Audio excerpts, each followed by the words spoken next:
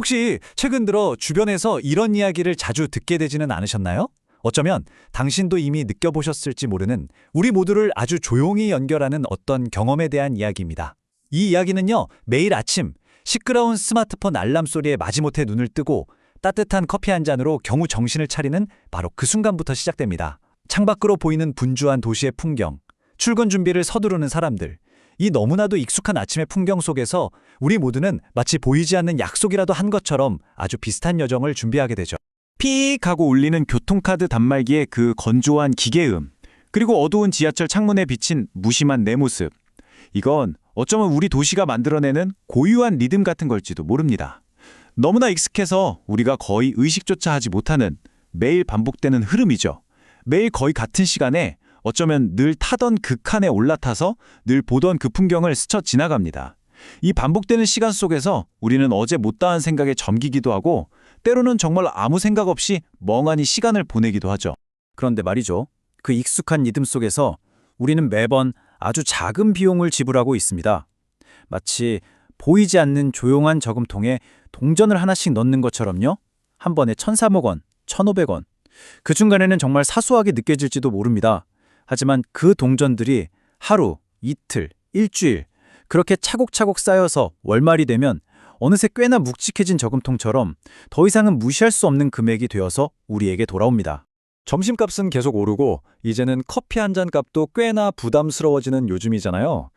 우리 모두가 느끼는 이런 경제적인 압박에 대한 하나의 대답처럼 새로운 제도가 하나 등장했습니다. 아, 정말 교통비라도 조금 아낄 수 없을까 하는 우리들의 그 작은 바람에 응답이라도 하듯이 말이죠. 그게 바로 오늘 이야기해볼 K-패스라고 불리는 시스템입니다. 기본적인 개념은 아주 간단합니다. 혹시 단골 가게에서 포인트를 적립해주는 것과 비슷하다고 생각하시면 이해가 쉬울 것 같아요.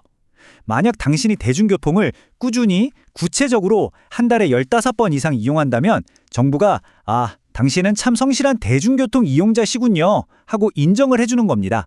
그리고 그 대가로 당신이 지불했던 요금의 일부를 다음 달에 현금처럼 돌려주는 그런 방식이죠.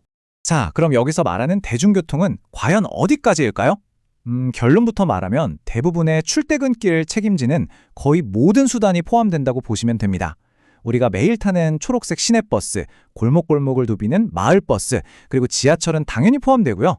서울과 경기도를 빠르게 이어주는 빨간색 광역버스, 그리고 최근에 수도권의 이동 시간을 획기적으로 줄여주고 있는 새로운 고속통근 열차 GTX까지 모두 이 혜택을 받을 수 있습니다. 하지만 반대로 그 한계를 알아두는 것도 중요합니다. 이 제도는 어디까지나 일상적인 대중교통 이용을 장려하기 위한 것이거든요.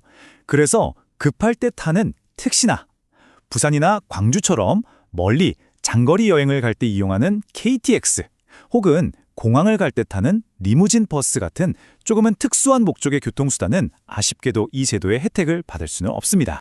아마 이 제도를 한 번쯤 찾아보신 분들은 생각보다 좀 복잡한데? 라고 느끼셨을 수도 있습니다. 화면에 보이는 것처럼요. 매일 출근하는 직장인 같은 일반 이용자, 또 학교 가는 청년들, 그리고 조금 더 지원이 필요한 저소득층에게 각각 다른 비율로 돈을 돌려주거든요. 이런 복잡한 계산 방식을 우리가 매번 신경 써야 한다면 꽤나 피곤한 일이겠죠. 하지만 이 제도가 품고 있는 진짜 핵심적인 약속은 바로 우리가 그럴 필요가 전혀 없다는 점입니다. 자, 이 부분을 한번 자세히 들여다보죠. 이 시스템은 마치 똑똑한 개인 비서처럼 우리가 굳이 고민할 필요가 없도록 아주 잘 설계되어 있습니다. 월말이 되면요, 이 시스템이 지난 한 달 동안 당신이 이동했던 모든 기록을 자동으로 분석합니다. 그리고 마치 가장 유리한 할인 쿠폰을 알아서 찾아주듯이 당신에게 가장 많은 돈을 돌려줄 수 있는 최적의 환급 방식을 스스로 알아서 찾아서 적용해주는 거죠. 그러니 이 제도의 가장 큰 장점, 가장 중요한 포인트는 바로 이겁니다. 우리가 우리의 습관을 단 하나도 바꿀 필요가 없다는 것이죠. 그냥 지금 사용하고 있는 교통카드를 앱에 딱 한 번만 등록하거나 아니면 KPS 기능이 있는 카드를 새로 발급받아서 그냥 평소처럼 아무 생각 없이 삑 찍고 다니기만 하면 됩니다. 그 다음부터는 모든 것이 보이지 않는 곳에서 기술이 알아서 다 처리해주는 셈이니까요. 그런데 이쯤에서 이런 의문이 들 수 있습니다. 이렇게 좋은 시스템에 과연 단점은 없을까 하는 점이죠. 좋은 이야기만 있는 것 같지만 언제나 현실적인 측면은 존재하기 마련이니까요. 이 시스템의 경우 그 허들은 아마도 가장 첫 관물인 것 같습니다. 바로 이 모든 혜택을 받기 위해서 우리가 꼭 설치해야 하는 모바일 앱, 바로 그 자체입니다. 지금 당장 스마트폰으로 K패스 앱을 검색해 보시면요. 아마 별점 1.5점 정도를 마주하게 될 겁니다. 앱 리뷰를 한번 쭉 살펴보면 회원가입이 안 된다는 오류부터 시작해서 잦은 접속 끊김 같은 사용자들의 불만들이 꽤 많습니다. 사실 많은 공공서비스 앱이 겪는 고질적인 문제이기도 하지만 어쨌든 이 좋은 혜택을 받기 위해서는 누구나 한 번은 이 불편함이라는 산을 넘어야 하는 셈이죠. 그리고 또 하나 많은 분들이 헷갈려 하시는 부분이 있습니다. 바로 서울시에서 운영하는 기후동행 카드와 이 K패스가 도대체 어떻게 다른지에 대한 것입니다. 두 제도 모두 대중교통비 부담을 덜어준다는 아주 비슷한 목적을 가지고 있지만 사실 그 속을 들여다보면 작동하는 규모와 방식은 전혀 다릅니다. 가장 쉽게 비유하자면 서울시의 기후동행 카드는 일종의 뷔페 이용권과 같습니다. 한 달에 정해진 금액을 딱 내면 서울이라는 특정 지역 안에서는 얼마를 타든 무제한으로 대중교통을 이용할 수 있죠. 반면에 K패스는 캐시백 카드에 가깝습니다. 전국 대부분의 지역에서 내가 사용한 금액에 비례해서 일정 비율을 다음 달에 돌려받는 방식입니다. 그래서 운영 주체도 서울시가 아닌 중앙정부와 각 지방자치단체가 함께 돈을 모아서 운영하는 전국 단위의 더 큰 사업이라고 볼 수 있죠. 이 재원을 어떻게 분담하는가 하는 구조가 사실 이 제도의 핵심 중 하나입니다. 이 모든 할인 혜택에 들어가는 돈을 과연 누가 내는가 하는 문제죠. 대부분의 지역에서 이 비용은 중앙정부와 해당 도시 또는 도가 정확히 절반씩 50대 50으로 부담합니다. 이렇게 국가와 지방이 함께 책임지는 구조이기 때문에 특정 지역에만 혜택이 편중되지 않고 전국적으로 이 제도를 안정적으로 운영할 수 있는 기반이 되는 겁니다. 잠깐 한번 생각해 보면요. 이렇게 재원 구조나 사용자 등급이 복잡하게 나뉘어 있는 것은 결코 우연이 아닙니다. 왜 이렇게 복잡하게 만들었을까요? 이건 결국 우리 모두의 세금으로 운영되는 거대한 국가 예산을 관리하고 그 혜택이 정말 필요한 곳에 조금이라도 더 많이 갈 수 있도록 효율적으로 분배하려는 보이지 않는 노력의 일환이라고 볼 수 있습니다. 이런 종류의 정책은 가만히 생각해보면 마치 전기차 보조금과도 비슷합니다. 이미 대중교통을 자주 이용하고 있는 사람들에게 가장 큰 혜택을 주죠. 기존의 좋은 습관을 더 저렴하게 만들어주는 것이니까요. 하지만 여기서 아주 중요한 경제적인 질문이 생겨납니다. 과연 이 정책이 매일 자가용을 타던 사람을 대중교통으로 이끌 만큼 강력하게 행동을 바꾸게 할 수 있을까요? 그리고 이 모든 할인을 위한 비용은 결국 누가 부담하고 있는 걸까요? 이 말은 아마 해외여행을 한 번이라도 다녀온 사람들이라면 누구나 고개를 끄덕이며 공감하는 이야기일 겁니다. 예를 들어서 일본 도쿄나 영국 런던에서 지하철을 한번 타려면 우리 돈으로 몇천 원이 훌쩍 넘는 경우가 많거든요. 그에 비하면 우리가 매일 이용하는 한국의 버스나 지하철 요금은 확실히 저렴한 편에 속하죠. 그리고 이건 단순히 가격만의 문제가 아닙니다.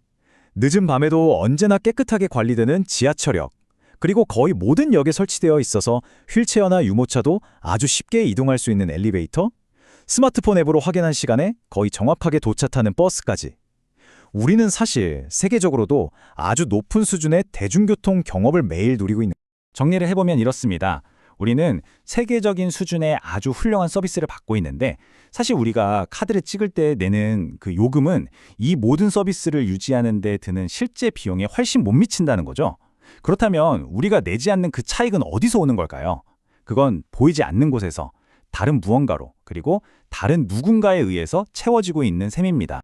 뉴스에서는 교통공사들이 매년 수천억 원의 적자를 기록해서 요금을 올릴 수밖에 없다고 말하는데 동시에 정부는 K패스 같은 새로운 할인 제도를 내놓습니다. 이 상황은 어딘가 이상한, 조용한 모순을 만들어냅니다. 그 돈은 결국 어딘가에서 와야만 하니까요.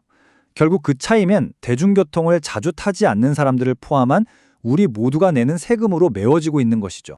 이쯤 되면 우리가 매일 아침 무심코 반복하는 그 단순한 삑 소리가 조금은 다르게 들리지 않나요? 그 소리는 사실 우리의 개인적인 지갑을 우리가 사는 도시에 그리고 더 나아가 국가의 거대한 예산과 연결하는 하나의 행위입니다. 그것은 우리 카드 잔액에서 단지 몇백 원이 차감되는 것을 넘어서 훨씬 더 큰 규모의 경제적 거래에 우리가 참여하는 것과 같습니다. 이 문제에 쉬운 정답은 없습니다. 대중교통은 더 저렴해야 할까요? 아니면 현실적인 요금을 받아야 할까요?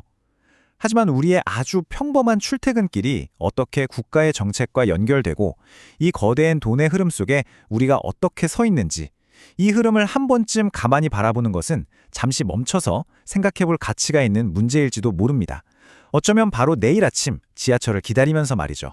이것은 결국 우리 모두가 매일 바로 지금 이 순간에도 참여하고 있는 우리 자신의 이야기이니까요.